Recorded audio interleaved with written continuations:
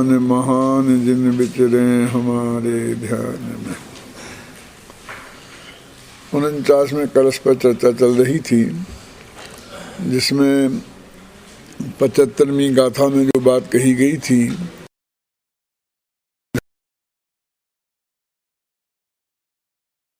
का सभी पढ़ लेते हैं थोड़ा और उसके बाद में आगे बढ़ते हैं। व्याप्य व्यापक भाव तत्स्वरूप में ही होता है, अतत्स्वरूप में नहीं। व्याप्य व्यापक भाव के बिना कर्ता कर्म भावी भी कैसे बन सकता है? तात्पर्य यह है कि व्याप्य व्यापक भाव के बिना कर्ता कर्म भाव नहीं बन सकता। यहाँ तक तो बात बहुत स्पष्ट पहले ही हो गई।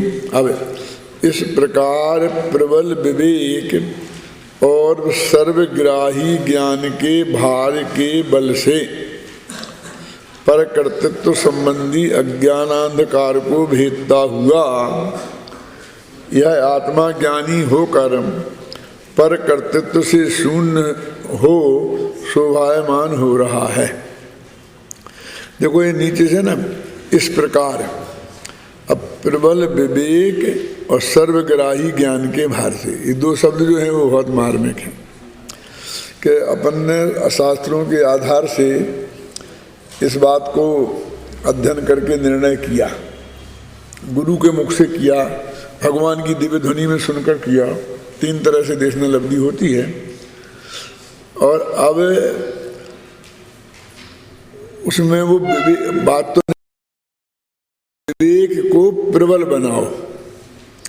प्रबल बनाओ माने जिस बात का तुमने निर्णय किया उसे वैसे ही मत छोड़ दो, उसकी और गहराई में सोच कर विचार कर उसकी मजबूती मतलब लाओ उसमें।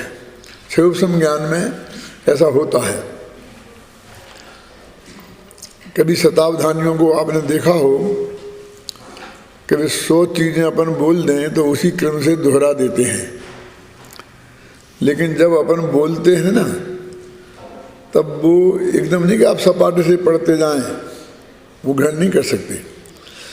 एक नाम बोलते हैं, फिर 1 मिनट रुकते हैं, फिर कहते अब बोलो, फिर दूसरा बोलो, फिर वो कहेंगे अब बोलो। माने उसको वो धारण करते हैं। धारण करने का मतलब ये है कि एक निश्चित समय तक उसी में उपयोग लगा रहे तो वो चीज़ धारणा में पहुंच जाती है। क्या अब किसी का मान लीजिए 1 सेकंड में पहुंच जाती है और किसी के 2 सेकंड लगते हैं,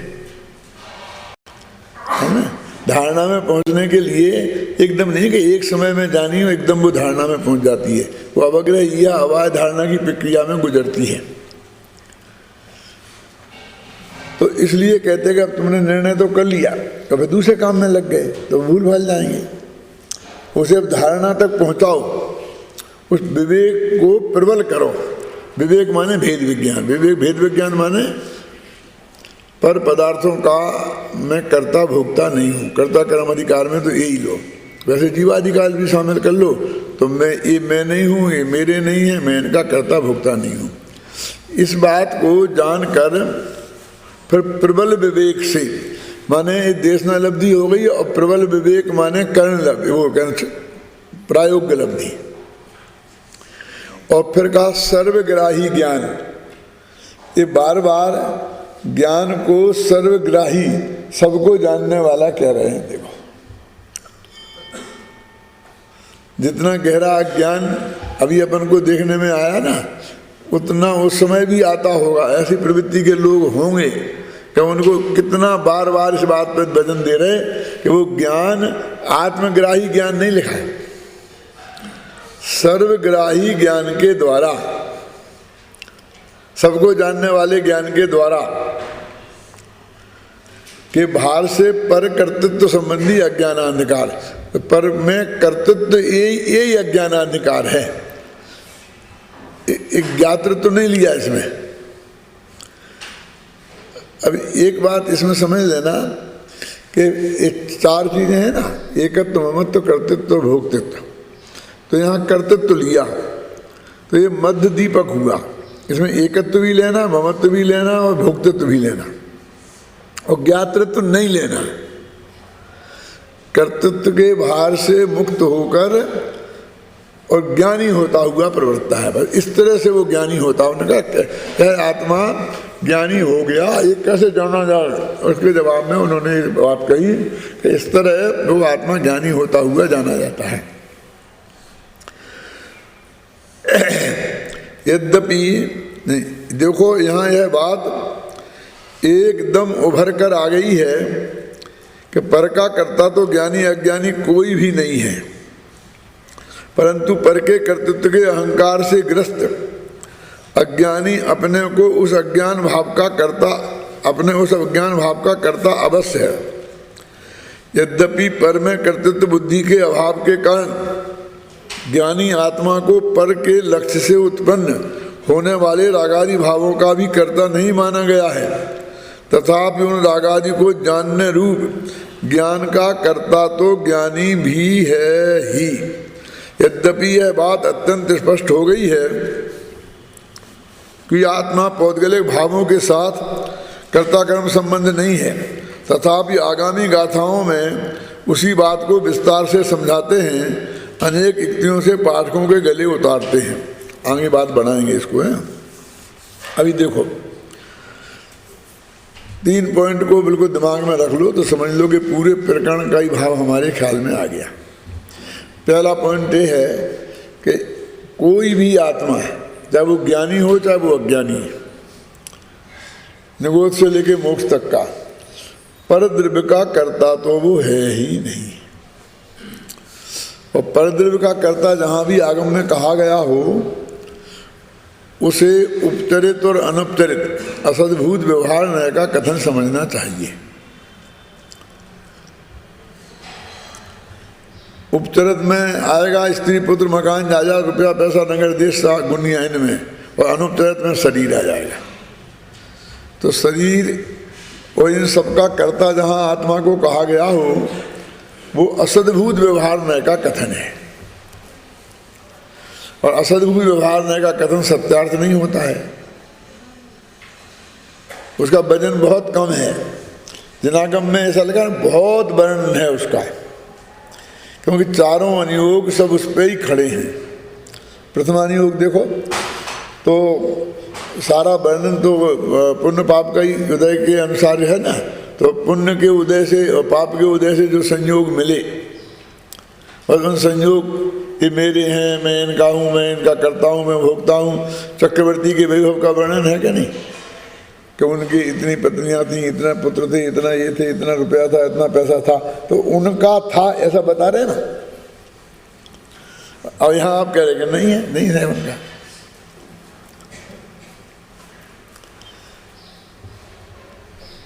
इस बात को गंभीरता से हम इसलिए इस तरह से ले सकते हैं कि भाई ये आज की बात थोड़ी है, क्या समय सार प्रकट के ये बात आई है। वो पूरे प्रथमानुयोग में चक्रवर्ती की वो सारी विभूति बताई थी, और फिर छड़ाला में हमने ये पढ़ा था देह जीव को एक गिने बहिरातम तत्व मदा है। तो हमको उस वक्त ही आना चाहिए था ना कि ये सब झूठा है। इसका मतलब ये है कि हम मिलान करके देखते ही नहीं, सोचते ही नहीं। आज क्यों खड़ा हो रहा है? आज हम खोल खोल के कह रहे हैं तो तुम्हें प्रश्न खड़ा हो रहा है। और आया तो पुराण भी तुमने पढ़े थे और छड़ाला भी पढ़ा था, तब क्यों नहीं आया कि सारा प्रथमानुयोग में तो लिखा है। क्यों? सारा चरणानुयोग उस पर खड़ा है, असद्भूत व्यवहार पे। कैसे खड़ा है कि जीव को मत मारो, तो उस देह और आत्मा मिला हुआ उसका नाम जीव बोलते ना। मनुष्य को, चींटे को, कीड़े को, मकोड़े को मत मारो, क्योंकि वो असली आत्मा तो अमर है, मरता ही नहीं है। और अकेले पुद्गल के बारे में आप ऐसे तोड़फोड़ करो तो उसको हिंसा बोलते ही नहीं है। तो वहाँ भी शरीर और आत्मा को मिलाकर एक ही बात कही ना, चरणानुयोग में भी। और एक आपने सुनी होगी बात, अन्नम वही प्राणा धनम वही प्राणा, पढ़ा कहीं? हो गए 10 प्राण, तो 10 होते हैं, 5 इंद्रियां, 3 बल, आयु और श्वासोच्छ्वास। तो इन प्राणों का घात करेंगे तो हिंसा होगी। अब हमने किसी का खाना छीन लिया तो उसकी हिंसा हुई कि नहीं हुई? और अब आप उसे हिंसा मानते कि नहीं मानते? मानते हैं भाई, उसे तकलीफ पहुंचाई, खाना छीन दे, भूखों मरेगा, मर जाएगा, तकलीफ पाएगा ना, खाना बंद कर दिया उसका। तो आचार्यों ने कहा कि नहीं, वो भी हिंसा है। फिर उन्होंने और उपचार में उपचार लगाया कि अन्नम वही प्राणा, क्योंकि वो 5 इंद्रिय और मन, 3 बल और आयु और श्वासोच्छ्वास, इनको टिकाने में अन्न निमित्त है, इसलिए अन्न को भी प्राण कहते हैं। तो अन्न को भी हम छीनेंगे तो भी हमारी हिंसा होगी। आई, अब और आगे बढ़ गए ना। अब और तो उन्होंने कहा कि धन छीनेंगे तो नहीं होगा ना। तो उन्होंने कहा धनम वही प्राण, धन भी प्राण है। कि धन कैसे प्राण है? कि वो अनाज धन से आता है ना। क्यों? माने किसी के नोट को आपने लेके फाड़ दिया, जला दिया यहाँ, तो आपने हिंसा की कि नहीं? क्योंकि नोट बिल्कुल अजीब है, उसमें जीव नहीं है ना। मेरा मतलब समझ गया? यानी वो व्यवहार, उपचरित असद्भुत व्यवहार भी कितनी गहराई तक जाकर प्रवर्तित होता है। तो उसके आपने धन का अपहरण किया तो भी हम उसे हिंसा मानते कि नहीं मानते हैं? तो अब इन सब को, धन को, अन्न को और शरीर को, इन सब को ही फिर अपना कह दो। फिर तत्व ज्ञान में ये कहते हैं ना कि इनको जो अपना माने वो मूर्ख है, मिथ्या दृष्टि है। तन उपजत अपनी उपज जान, पर नसत आपको नाशमान, ये सब लिखा कि नहीं लिखा? और ये मैं कहना चाहता हूँ कि ये बातें पहले दोनों जगह हमने दोनों पढ़ी थी और हमारे उन विद्वानों ने हमें पढ़ाई थी, महाराजों ने समझाई थी। लेकिन क्यों आपको प्रश्न खड़ा नहीं हुआ? और आज हम समझाते हैं वही बात तो आपको प्रश्न खड़ा होता है। सिर्फ इतना फर्क है, हमने खोल के समझाई और तुमने उस वक्त खोल के नहीं समझाई थी, किसी ने ना समझी थी। तो दोनों ही एक साथ चलती थी, ये भी सच्ची और वो भी सच्ची। क्यों? 2 और 2 5 भी सच्चे और 2 और 2 4 भी सच्चे। कैसा हमारा स्वाध्याय था, हमको इस पर खेद होना चाहिए। इस पर खेद नहीं होकर जो समझाते हैं उनका गला पकड़ने की इच्छा होती है। कैसी बुद्धि है कि हमारे इतने प्रयासों के बाद भी समझ में नहीं आई थी और वो आज समझा रहा है और हमारे ख्याल में आ रही है, तो उसे तो अनंत उपकार मानना चाहिए ना अंदर से। उस आवाज को आप बंद करना चाहते हैं। देखो आ गया ना,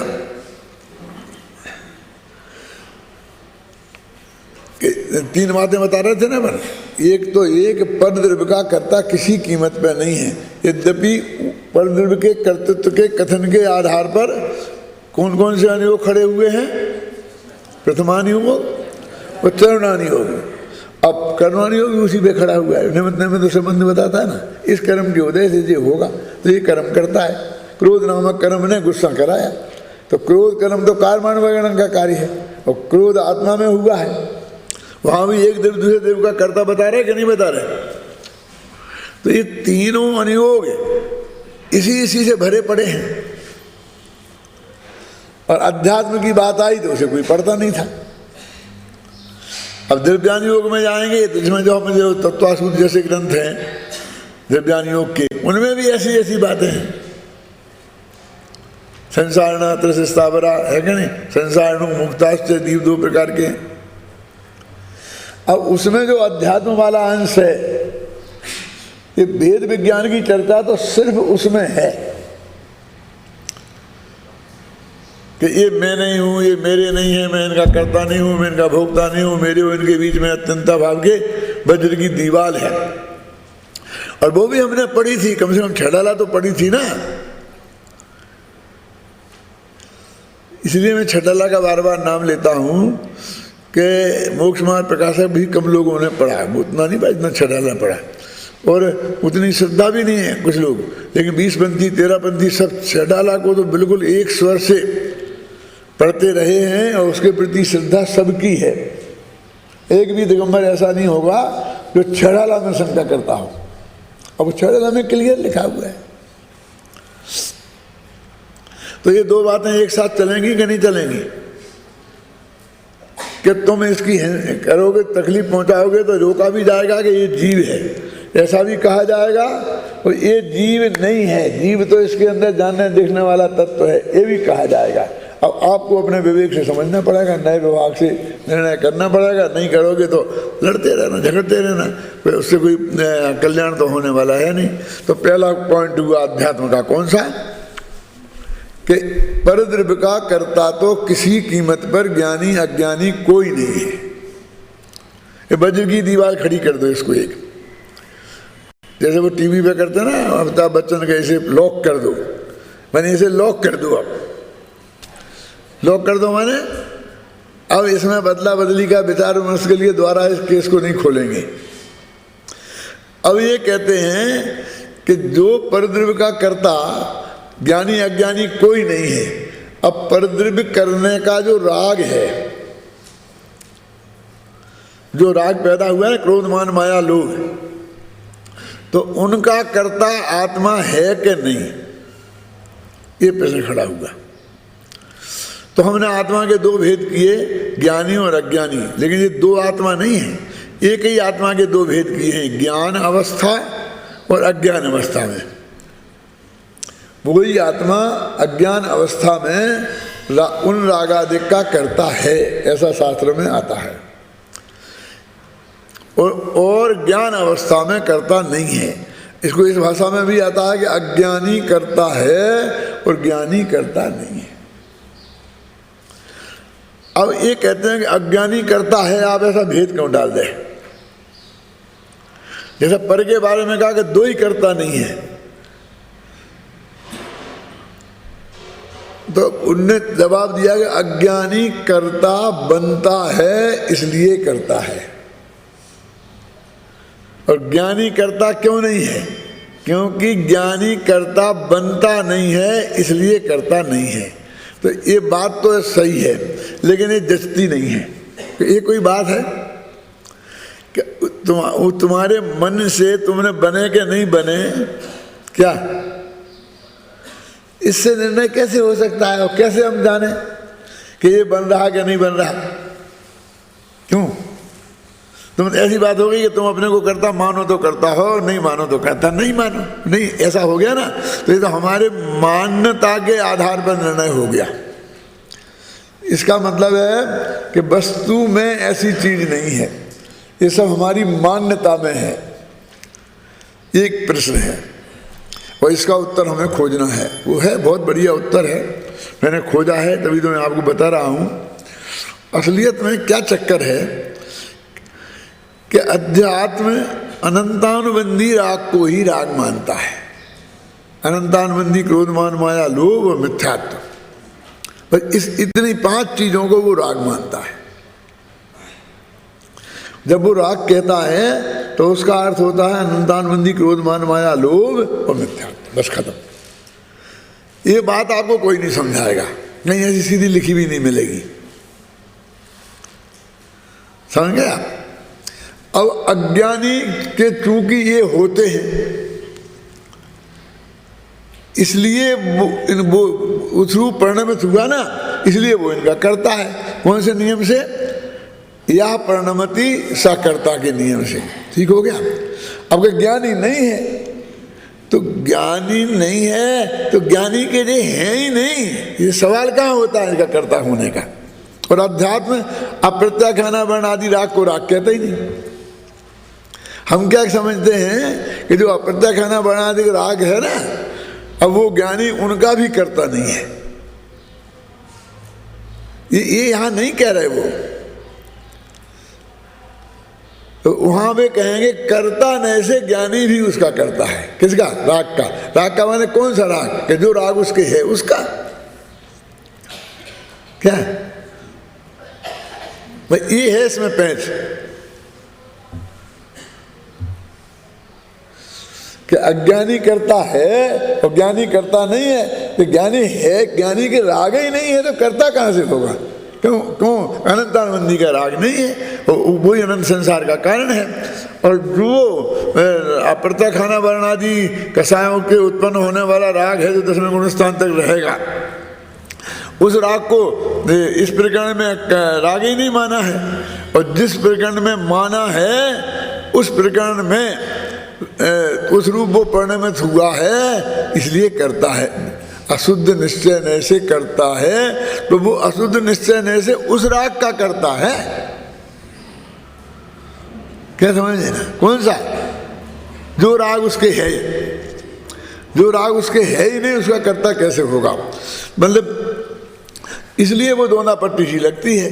कैसी लगती थी? ये तो सोच आधार हो गया ना, और वो लगता है वो मानता है, इसलिए हमने कह दी कि हमने गलती की तो हम गलती हो गए, और तुमने नहीं मानी तो तुम गलती नहीं हुई। क्यों? वो हम भोजनालय में हमसे गिलास कांच का टूट गया, हमने मान लिया तो हम उसके तोड़ने की क्रिया की करता है, और नहीं माना तो हम तोड़ने की क्रिया की करता नहीं। ये कहाँ से लाए?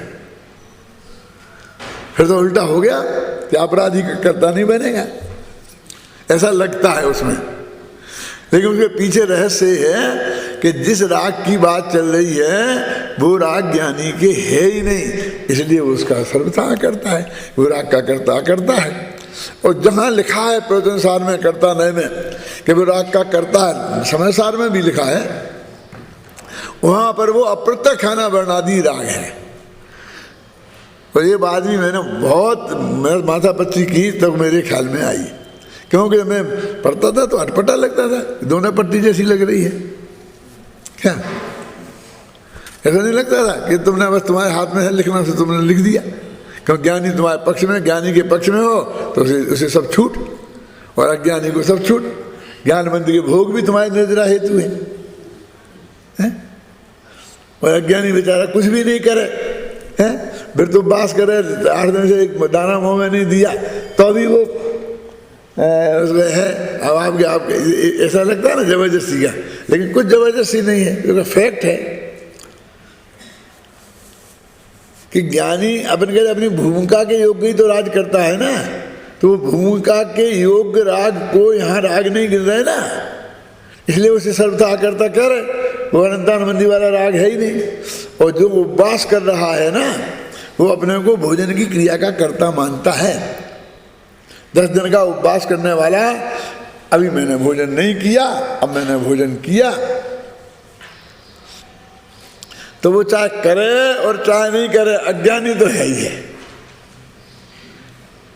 और जब ये शर्त लगाते हैं कि भाई अज्ञानी, ज्ञानी के भले ही वो भोग की अवस्था हो तो भी निर्जरा होती है और आश्रम बंद नहीं होते हैं, और अज्ञानी के भले ही वो ध्यान की अवस्था हो तो भी होते हैं, तो उस वक्त ऐसा लगता है कि ये बराबर एकदम पक्षपात है कि समर्थ को नहीं दोष गुसाई। सब ने अपनी अपनी हिसाब से सुविधा के अनुसार और शास्त्र बना लिए हैं, और क्या अब हमारे लिए कुछ नहीं होता है और तुम्हारे लिए होता है, लेकिन वो तो फैक्ट है ना उसमें। क्योंकि असली बंध का और अबंध का निर्णय तो परिणति से होता है। एक और मैं आपको बता दूं, अभी ये बात समझना है अजित भाई, कि हम उपयोग पर बहुत ज़्यादा जोर देते हैं। ऐसा मानते हैं जब हमारा उपयोग आत्मा में रहेगा ना, आत्म ध्यान में, तब हमें कर्म का बंधन नहीं होगा, और उपयोग बाहर आते ही शुरू हो जाएगा। और उपयोग अंदर में रहेगा तभी निद्रा होगी, और उपयोग बाहर में आते ही हमारी निद्रा खत्म हो जाएगी। तो इसलिए हमें वो सब बहुत ज़्यादा महिमा आ गई, इसलिए सबको बस बैठो ध्यान करो ध्यान करो ध्यान करो, ध्यान करने का पागलपन सवार हो रहा है। शास्त्र में कहते हैं, जिसके ध्यान कहते हैं ना कि सम्यक दर्शन भी होवे तो 6 महीना में 2-5 समय को आधा पौन सेकंड को भी नहीं होता है, उसकी में तुम कोशिश कर रहे अभी से। और वो कहता मैं तो सब 6 घंटा बैठा रहता हूँ ध्यान में। क्या अब ये तो हो गई। अब मैं आपको बोलता हूँ कि आपने करुणानि योग पढ़ा ना, तो करुणानि योग में जो बंध विच्छुत्ति है वो परिणति के हिसाब से है कि उपयोग के हिसाब से? मैं चौथे गुणस्थान में 41 विकृतियां नहीं बनती हैं तो नहीं बनती हैं, चाहे वो चौथे के स्थान वाला खाना खा रहा हो, चाहे लड़ रहा हो, और चाहे ध्यान में बैठा हो। आपको लगता है लड़ने को, खाना खाने को और ध्यान को आप बराबरी पे खड़ा कर रहे, इसलिए चाहे लड़ो चाहे खाओ, इसलिए खुद लड़ने की प्रेरणा दे रहे। अब हम क्या करें? तुम समझना नहीं चाहते हो और हम पे आरोप जड़ करके क्यों और स्वतंत्र होना चाहते हो, लेकिन वो बंध की विच्छुत्ति है तो प्रकृतियां का बंध नहीं होगा। और जिन प्रकृतियों की बंध विच्छुत्ति नहीं है वो शुद्धोपयोग होगा, उस काल में भी होगा। जैसे कुछ निरंतर बंधी प्रक्रियां हैं ना, आयु वगैरह, तो वो बंदी रहेंगी कि नहीं तुम्हारा उपयोग के काल में भी? क्यों कि परिणति में जितना राग विद्यमान है वो अपना काम थोड़ी बंद कर देगा। तो सारा हिसाब किताब तो परिणति के हिसाब से होगा। हमने उपयोग को मान लिया तो उस ध्यान को उपयोग समझते हो। मैंने 24 घंटा ये समझते हम भ्रष्ट हो रहे हैं। सुबह से शाम तक जो अपनी प्रक्रिया में चल रहे हैं, भरत चक्रवर्ती युद्ध करते समय भी आपको भ्रष्ट दिख रहे थे वो हैं। और मारीच बैठा था क्योंकि भगवान उनके समूह शरण में, तो हमको वहाँ धर्मात्मा दिख रहा था। लेकिन मारीच तो हमने अब शास्त्र में पढ़ लिया कि ये भ्रष्ट होने वाला है, इसलिए अब धर्मात्मा दिखने लग गया। लेकिन आपको शास्त्र में नहीं लिखा होता, उसके बारे में कोई कमेंट्स नहीं होता। और फिर मारीच को आप ऋषभदेव के साथ दीक्षा लेते देखते, फिर उन्हीं के साथ रहते देखते, तो आप बहुत धर्मात्मा मानते और भरत चक्रवर्ती को 1000 गालियां देते और मारीच के भगवान की जैसी पूजा करते। वो तो देवशास्त्र गुरु में शामिल हो जाता ना, है ना। लेकिन स्थिति तो बिल्कुल उल्टी है कि नहीं है? तो ये परिणति और उपयोग का अंतर समझ में। अब ये कहेंगे यदि उपयोग की ये बात है तो फिर हम उपयोग पर ध्यान ही क्यों दें, उसको महत्व क्यों दें कि भैया उपयोग में से परिणति में शुद्धि की वृद्धि होती है, बस इस कारण से। क्या जो आप पर प्रॉपर्टी टैक्स लगता है ना, इनकम टैक्स नहीं, सेल टैक्स नहीं, कौन सा टैक्स? Property tax. वो आपकी प्रॉपर्टी के हिसाब से लगता है, इनकम के हिसाब से नहीं लगता। आपने इस साल 1 पैसा नहीं कमाया तो भी प्रॉपर्टी टैक्स पूरा लगेगा, और कितना ही इनकम कमाई हो, है ना, तो कोई प्रॉपर्टी टैक्स बढ़ नहीं जाएगा। जो प्रॉपर्टी आपके नाम है उस पर टैक्स लगेगा। तो फिर कहते हैं फिर इनकम टैक्स का क्यों? क्यों इनकम टैक्स जिसके लगता है, वो तो इनकम जिसको होती है उसकी इनकम से प्रॉपर्टी बढ़ती है वो तो प्रॉपर्टी में वृद्धि का कारण है। लेकिन जब वो बढ़ जाएगी तभी तो प्रॉपर्टी लगेगा। ये मकान का टैक्स लगता है ना, तो आप जमीन खरीद के मकान बनाएंगे अपनी पैसे से, तभी तो लगेगा ना टैक्स। लेकिन इनकम नहीं होगी तो बनाएंगे कैसे, बढ़ाएंगे कैसे? तो असलियत में बंध और अबंध का नियम तो परिणति के हिसाब से है, और उपयोग की महिमा इसलिए है क्योंकि परिणति में शुद्धि की वृद्धि होती है, और उपयोग नहीं जाए तो शुद्धि की हानि होती है। अब एक बात में तो फिर करनी चाहिए कोशिश, तो बात आई क्या कोशिश करनी चाहिए? लिखा ना चौथे गुणस्थान में 6 महीना में 1 दफा मुश्किल से होता है। ये तुम्हारी कोशिश करने से क्या होता है? जैसी जिसकी में पात्रता होगी उसी हिसाब से। देखो आप में 20 किलो वजन उठाने की पात्रता है, और यहाँ से उठाकर आप ऊपर ले जाते हो, 20 किलो ले जा सकते हो। हमें कोशिश करना चाहिए। कोशिश करना क्या कोशिश करना चाहिए? हाथ पैर तोड़ना चाहिए। 40 किलो उठा के ले जाओगे तो क्या होगा? थकान होगी, कोई ना कोई तकलीफ होगी, वो सामान गिर जाएगा तो सामान टूटेगा, उसमें क्या कोशिश करें? कोशिश तो ऐसा ऐसा उठा के ले जाना नहीं है। कोशिश तो ये है कि व्यायाम करो, पौष्टिक भोजन करो, तो धीरे धीरे शक्ति बढ़ेगी ना। तो वो 20 से 40 नहीं होगी, 20 से 21 होगी, फिर 22 होगी, फिर 23 होगी, फिर वो होगी धीरे धीरे। आप समझ गए ना? ये है उसका नियम।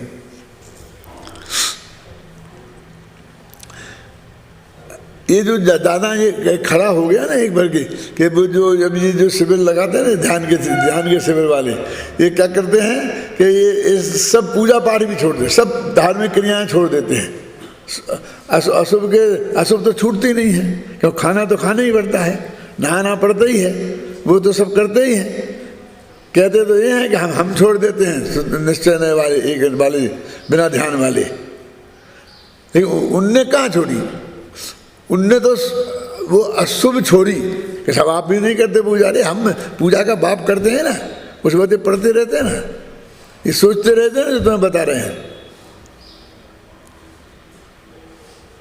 तो हम क्यों करें? क्यों तुम ये नहीं बनता है तो वो करते हो, हम क्या करें? हमने कब कहा कि तुम करो? नियम बताया था ना निकाल के पंचास्तिकाय में, है फिर भी पता? पंचास्तिकाय में चोडामल जी ने कोट किया है ना, क्या क्या बोलो रमेश? तुम्हारा सिर हिल रहा है इसलिए पूछ रहा हूं। देखा था इयम भक्ति, ये भक्ति अज्ञानियों को मुख्य रूप से होती है, ज्ञानियों को भी कभी कभी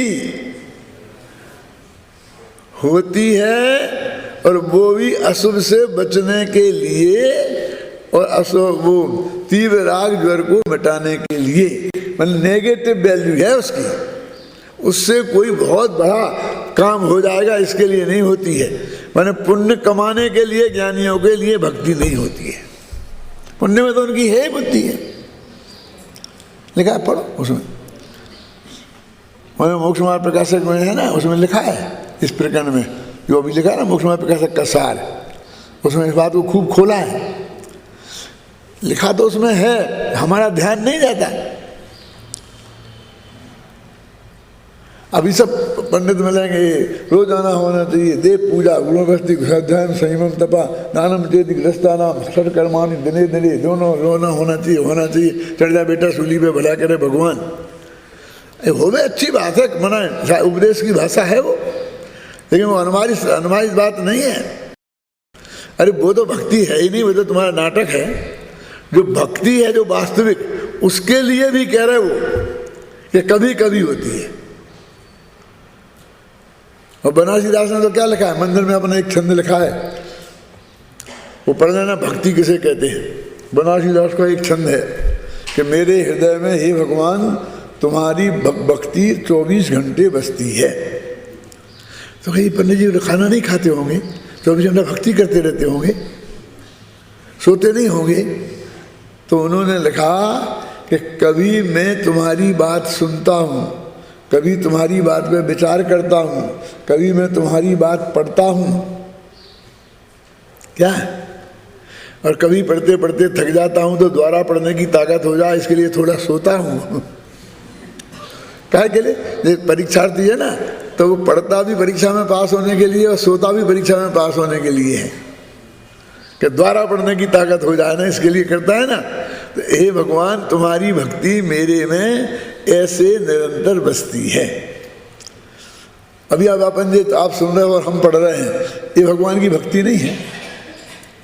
उन भगवान की बात को कितनी श्रद्धा के साथ पढ़ रहे हैं और सुन रहे हैं, ये भगवान की भक्ति है। इसके प्रति जो हमारी अपार श्रद्धा है, जब हम कोई शास्त्र के लाइन निकाल के बताते हैं तो आप बिल्कुल चुप हो जाते हो, चुपचाप स्वीकार कर लेते हो। ये भगवान की वाणी के प्रति आस्था नहीं है। ये आस्था के लिए कोई वाणी की जरूरत है? हम मुँह से बोलेंगे तब, क्यों हम तब मुँह से बोलेंगे तब। देखो हिंदुस्तान में और विदेश में क्या फ़र्क है। विदेशी लोग दिन में 6 दफ़े बोलते हैं I love you, I love you, I love you. Hindustani लोग जिंदगी में 1 दफ़े नहीं बोलते हैं, क्यों? लेकिन वहाँ ये 3-3 दफे बोलने वाले क्या कोई लंबम नहीं होता है, छोड़ने में 2 मिनट नहीं लगते हैं। 2 मिनट पहले भी आई लव यू जिनने कहा था 2 मिनट बाद छोड़ देते हैं, और छोड़ने के बाद भी आई लव यू कहते रहते हैं। क्यों क्यों? और यहाँ हिंदुस्तान के आदमियों से तुम जिनसे वो वास्तविक लव करते हैं उनसे एक दफे कहलवा के देख लो आप। क्या हंसेंगे? पागल हो गया? नाटक में पाठ करना हो तो पाठ सिखाओगे तो कह देंगे किससे? जिससे बिल्कुल लव नहीं है उससे। क्यों? वो तो प्रतिद्वंदी है।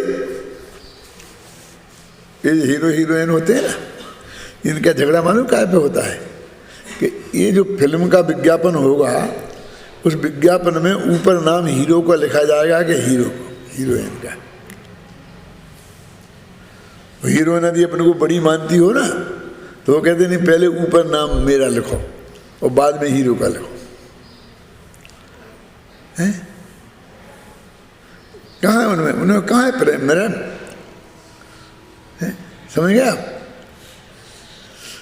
तो ऐसा है कि ये कहते स्नेह को भाषा की जरूरत नहीं है ना, ऐसे श्रद्धा को भाषा की जरूरत है। भगवान की भक्ति हमारे चित्त में 24 घंटा है। जो हमारे अटल आस्था के केवली के ज्ञान में जो जो झलका है वही होगा। ये हमारी भगवान की भक्ति नहीं है।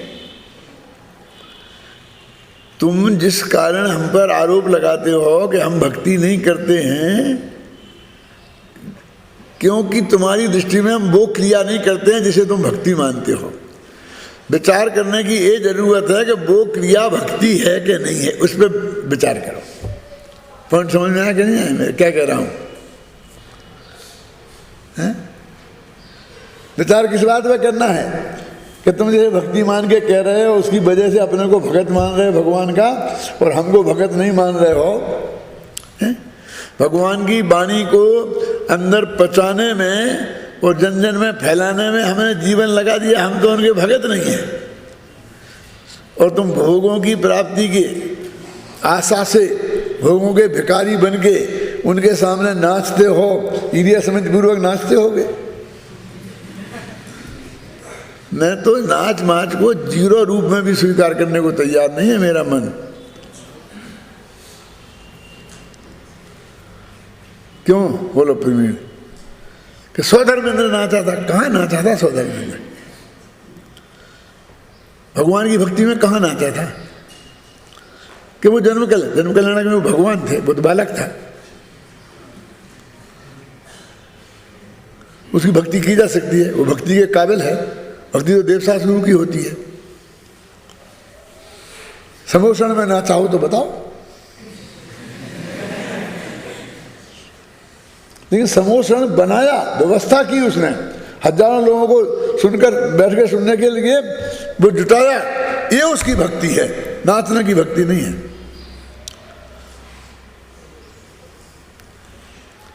बेचारे सोदरबिंद को बदनाम के जबरदस्ती करते, मुझे बड़े सबसे बड़ा भगत कह रहे हो और आप कह रहे बदनाम कह। लेकिन जिस कारण से तुम भगत कह रहे हो उस कारण से तो वो मिथ्या दृष्टि ठहरेगा, क्योंकि देवशास्त्र गुरु के नीचे भक्ति करने लायक कोई होता ही नहीं। वे भी सम्य दृष्टि हो, ये भी सम्य दृष्टि है, छायक सम्य दृष्टि है दोनों। क्यों?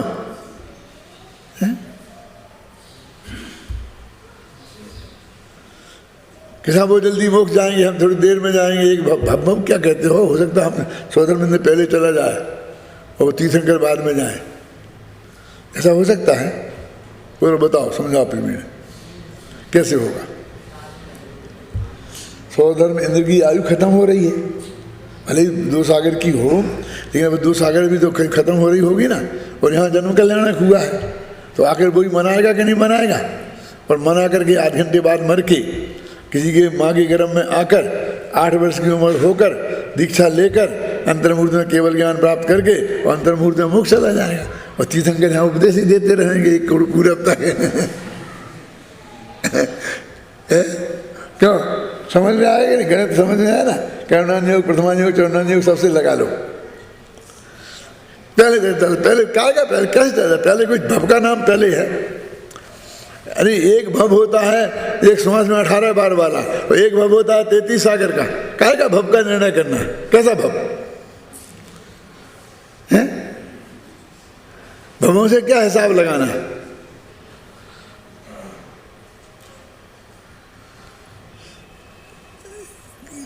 बुद्धि का हमें स्वरूप ही पता नहीं है, हमें ख्याल ही पता नहीं है, हमें सोचने की फुर्सत नहीं है, हम समझना नहीं चाहते हैं शांति से वस्तु के स्वरूप में कैसे वस्तु की चीज होती है ना।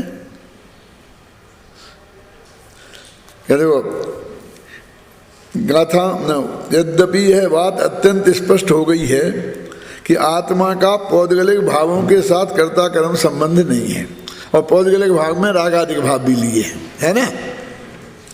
तथापि आगामी गाथाओं में उसी बात को विस्तार से समझाते हैं, अनेक युक्तियों से पाठकों के गले उतारते हैं। गाथाओं की उत्थानिका में जो प्रश्न उपस्थित किया गया है उसका भाव इस प्रकार है। पुद्गल कर्मों के फल और स्वपरिणामों को जानते हुए जीव के साथ पुद्गल का कर्ता कर्म भाव होता है कि नहीं। देखो अजित भाई, फिर देखो क्या, पुद्गल कर्म को जानते हुए, आत्मा को जानते हुए नहीं लिखा, पुद्गल कर्मों के फल को जानते हुए और अपने भी परिणामों को, पर्यायों को जानते हुए, परिणामों को, अपना द्रव्य नहीं लिखा है, त्रिकाली ध्रुव नहीं लिखा है। इनको जानते हुए जीव का पुद्गल के साथ कर्ता कर्म भाव है कि नहीं है। अब पर को जानते हुए, वो कहते कर को जानेगा तो कर्ता कर्म भाव बन जाएगा, कहते नहीं बनेगा। अब कर्ता कर्म भाव नहीं बनो तो अज्ञान नहीं बना, तो पर को जानते हुए ज्ञान रह गया ना। पर को जानते हुए, पर के पुद्गल को जानते हुए, पुद्गल के फल को जानते हुए, कर्म के फल को, और अपने परिणाम माने मोहराग देश को, इनको जानते हुए मैं ये बताना चाहता हूं आपको, इसमें कहीं भी पर को नहीं जानने की ध्वनि दिखाई देती है क्या? मैं आपका ध्यान इस पर आकर्षित करना चाहता हूं। मेरे लोग आप तो पीछे पड़े रहते हो ये पर को नहीं जानने में। अरे पीछे तो सत्यानाश तो उनने हमारा किया है। सैकड़ों जीव उनकी बात सुन सुन करके और बेचारे इस भव से चले गए। अब वो मिथ्या तो लेके चले गए होंगे, और अभी भी कोई उस चक्कर में बहुत से लोग पड़े हैं। हम कहते उस वक्त हमने और इतनी दृढ़ता से इतना ज़्यादा क्यों नहीं कहा? कहा तो है, बिना कहे तो रहे ही नहीं। समझ में आई ना? वो तो मैंने आपको बता दिया कई दफ़े प्रमाण करके, व्यक्तिगत भी कहा, सभा में भी कहा, सबके सामने भी कहा, है ना। लोगों ने ऐसा डर भी बताया कि इससे आपको क्या क्या हानि हो सकती है, लेकिन उसकी परवाह नहीं की। फिर भी इस बात का खेद है कि और इतनी दृढ़ता से कहा जाना चाहिए था। क्यों? हम तो एक एक, जब हमारे सामने एक प्रश्न खड़ा हो गया दादा, तो हमें जब आगम पढ़ते हैं तो हर जगह ये बात आती तो ध्यान जाता है हमारा, और आप पढ़ते हो और एक दफ़ा भी ध्यान नहीं जाता। क्यों नहीं जाता? ध्यान नहीं जाता, उसकी गलती है कि जाता है उसकी गलती है। कि जो चीज़ हमारे सामने प्रश्नवाचक बन के खड़ी है और हम इसे कहते हैं ऐसा ना हो कि हम गलत मान लें और हमारा मनुष्य भी ऐसे ही चला जाए, तो उसके बारे में जिनागम में कोई बात आए तो उसे हमें ध्यान देना चाहिए कि नहीं देना चाहिए? अच्छा, आत्मा के कल्याण के लिए। और यदि सच्चे ईमानदार से हम आपका कल्याण चाहते हैं तो आपका ध्यान उस पर आकर्षित करना चाहिए कि नहीं? क्या हमारे राग द्वेष का अपने परिणाम है जो हम ये बात आपके सामने आकर्षित कर रहे हैं? सामने खतरा है। गवर्नमेंट जगह जगह बोर्ड लगाती ना, आगे स्कूल है, धीरे चलिए, स्पीड ब्रेकर लगाती कि नहीं लगाती है? हाँ? तो ऐसी बात देखो, पढ़ो, गाथा पढ़ लेते हैं, फिर अपन अर्थ कल करेंगे। न भी पर न बदीर्ण जने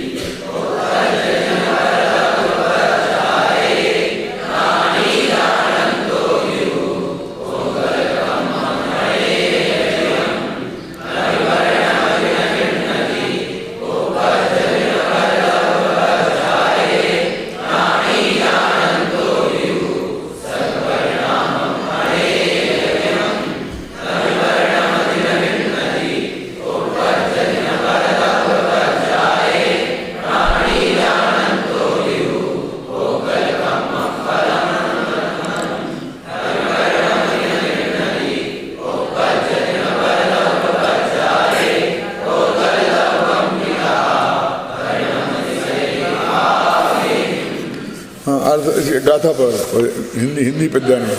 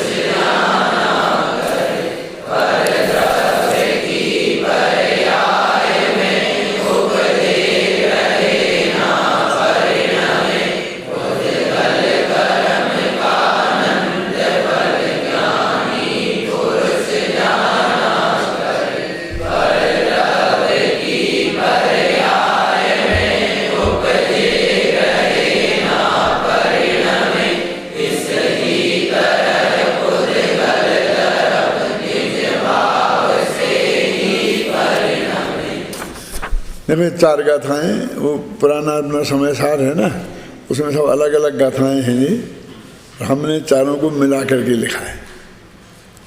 क्यों कि समझाने और समझने की सुविधा, 4 को एक साथ ग्रुप में समझाने में सुविधा है।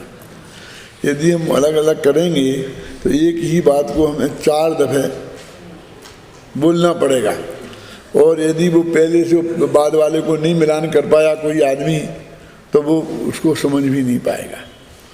अभी देखो इसमें मेन समस्या क्या है गाथाओं की। कुछ लोग कहते हैं कि वो ज्ञानी जो है ना वो परद्रव्य का कर्ता क्यों नहीं है, क्योंकि ज्ञानी है ना, समझता है, इसलिए नहीं है। लेकिन अज्ञानी जो नहीं समझता है वे तो करेंगे ना पर को। तुम तो ज्ञानी इसलिए उपवास करते हो, हम तो ज्ञानी नहीं है तो हम तो खाएं पिए ना, क्या वो कहते अभी लिखा था ना, चाहे ज्ञानी हो चाहे अज्ञानी, कोई भी परद्रव्य का कर्ता नहीं है। ये तो नक्की किया था ना पहले पॉइंट में। और दूसरे में क्या था कि राग का कर्ता अज्ञानी है, ज्ञानी नहीं है। और तीसरा था कि ज्ञानी सिर्फ उस राग को भी जानने वाले ज्ञान का कर्ता है, राग का कर्ता भी नहीं है। 3 थे ना पॉइंट। अब पहले पॉइंट की बात चल रही है। जैसे अपन कहते हैं ना भाई वो तो ज्ञानी है, इसलिए वो तो नहीं करेंगे ऐसा। एक्सपायरी दवाइयाँ हैं ना, तो वो डॉक्टर तो नहीं खाएगा कि वो तो समझता है, लेकिन हम लोग तो खा सकते हैं ना, क्या? वो सुमित प्रकाश जी ने एक बहुत बढ़िया बात की थी, मेरी समझ में आई थी कि हम एक्सपायरी दवाई नहीं खा सकते हैं, लेकिन हमारे शास्त्र में आचार्यों ने हमारे खाने पीने की आटे दाल की भी एक्सपायरी डेट बताई ना। कि सर्दियों में 3 दिन, गर्मियों में इतने दिन चाहिए, इससे ज़्यादा पहले अनाज नहीं, वो नहीं खाना चाहिए, आटा है। फिर अंतर मुहूर्त में दूध जो है उसमें अनंत जीव हो जाते हैं, वो नहीं लेना चाहिए। तो ये एक्सपायरी डेट ही तो है ना, इसी के आधार पर उस पर लिखी है। उसमें दवाई की में क्या कब रहेगी ख्याल में? अरे वही उनके यहाँ तो ये कहते हैं डॉक्टर लोग कि भैया ये एक्सपायरी डेट के बाद खाओगे तो उसकी स्ट्रेंथ कम हो जाएगी। तो उसमें वो जो है ना क्या एंटीबायोटिक्स वगैरह है, तो उसमें तो वही बात है कि स्ट्रेंथ कम हो जाएगी, तो हमें जितनी स्ट्रेंथ चाहिए तो हम तबीयत ठीक नहीं होगी। लेकिन विटामिन से अब उसमें स्ट्रेंथ कम हो जाएगी तो एक की जगह 2 गोली खाएंगे, थोड़ी कम ताकत देगी।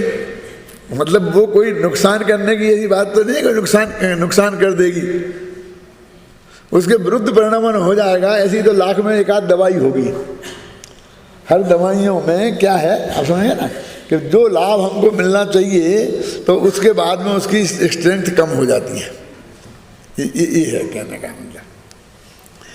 लेकिन यहाँ तो उल्टा है, क्योंकि वो जीव पैदा हो जाते हैं। तो हमें जो अहिंसा का पालन करना है वो अहिंसा हमारे सिद्धांत का पालन नहीं होता है। इसलिए यहाँ एक्सपायरी डेट बहुत बहुत गंभीरता से पालन की जानी चाहिए, और वहाँ नहीं करो तो चले। और वहाँ तो सिर्फ देह की को तकलीफ होगी थोड़ी, के कम फायदा होगा, तो ये कहते कम फायदा होगा। ख्याल में है ना, प्रॉपर नहीं दवाई जाना चाहिए, कम मात्रा में भी जाएगी एंटीबायोटिक्स तो भी वो कीटाणु मारने का काम नहीं कर पाएगी। ख्याल में है ना, और फिर धीरे धीरे कीटाणु को सहने की आदत हो जाएगी तो उसे डबल डोज में भी वो कीटाणु नहीं मरेंगे, होता ना। लेकिन अपने यहाँ तो हिंसा है, तो हम उसे एक्सपायरी पे ध्यान नहीं देते। एक बहुत मजबूत तर्क है जो लोगों के हम गले उतार सकते हैं, उतार दिया जाना चाहिए। अब देखिए अपने यहाँ क्या समस्या खड़ी हो रही है कि ये सब नमकीन पैक बनाने लग गए हैं, उसमें हरा निशान बना रहता है और एक्सपायरी भी लिखी रहती है।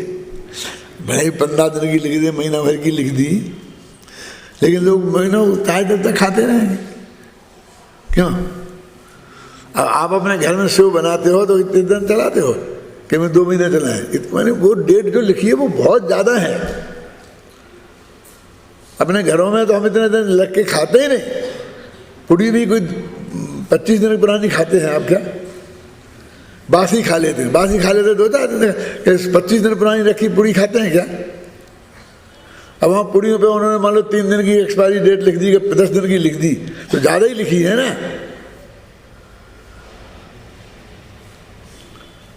लेकिन इस देश में समस्या क्या है कि खाने को अनाज तो है नहीं, संसाधन तो है नहीं। अब वो एक्सपायरी डेट में रोजीना हजारों मन रोटियां दाल ये सब बना बना के फेंकना पड़ेंगे, तो एक्सपायरी होती है, एक्सपायरी को नहीं खाया।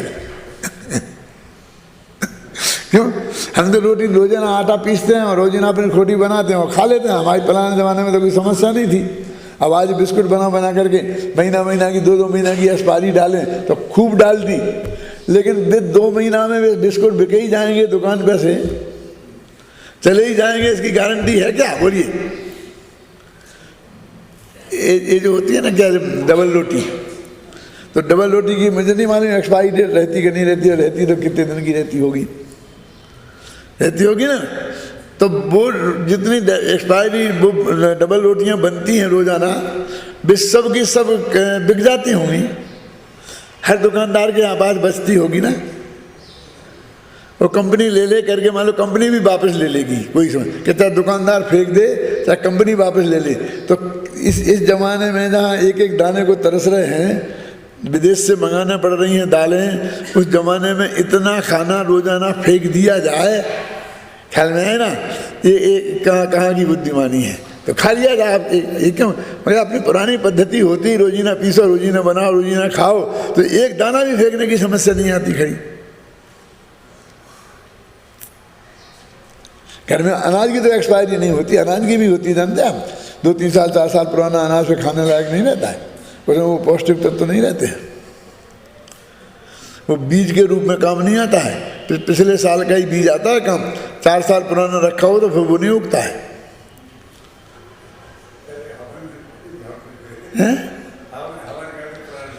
इसीलिए कि वो पुराना हो गया, वो काम का नहीं रहा, पौष्टिक नहीं रहा, यदि तुम उसे नहीं जलाएंगे तो तुम खाओगे।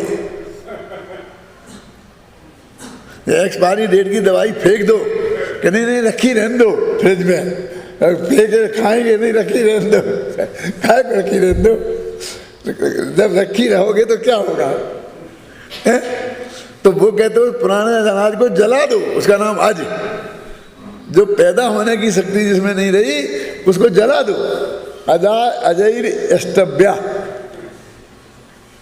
वो उससे भगवान खुश होंगे, भगवान की भक्ति हो जाएगी, नहीं है। यदि तुम होम करोगे तो तुम बीमारियों से बचोगे। क्यों?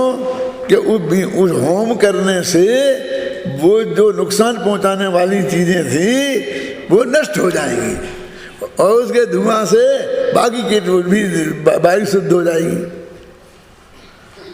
ये पद्धति है उसकी, तो सीधे सच्चा हिसाब था। यानी ये एक बहुत बड़ा मजबूत तर्क है कि जो हमारी भारतीय पद्धति थी, रोजीना पीसा, रोजीना बनाई रोटी खाई, वो कितनी बढ़िया है। और ये जो पद्धति है कि बना बना कर खा दो, एक दिल्ली में बने और सारे देश में खाई जाएं हैं, और यहाँ से वहाँ भेजें तो मुफ्त गई, तो वो कौन सा ट्रांसपोर्टेशन का खर्चा है ना। और फिर उनमें बनते ही तो एक्सपायरी डेट हो जाती है ना। गेहूँ रखा रहता तो वो एक्सपायर नहीं होता, साल भर में होता, लेकिन डबल रोटी तो हो जाती है ना एक्सपायर, हैं। यानी कितने कितने नई नई प्रॉब्लम खड़ी होंगी, हो सकती हैं, इसकी कल्पना अभी हमको वास्तव में नहीं है।